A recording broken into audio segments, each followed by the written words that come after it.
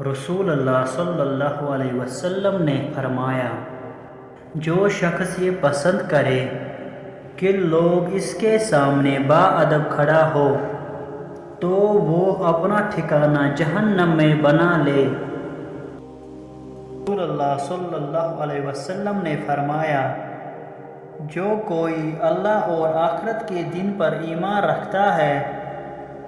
وہ اپنے پڑوسی کو تکلیف نہ پہنچائے۔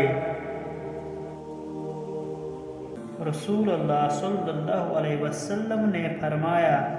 مومن کی مثال پودے کی پہلی نکلی ہوئی ہری شاخ جیسی ہے کہ جب بھی ہوا چلتی ہے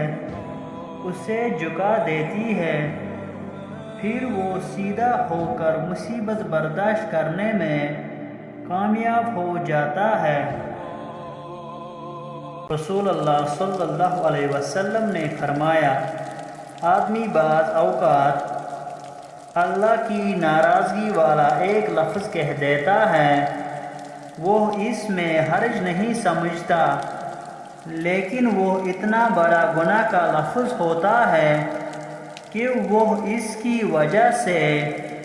70 سال تک جہنم میں گر جاتا ہے۔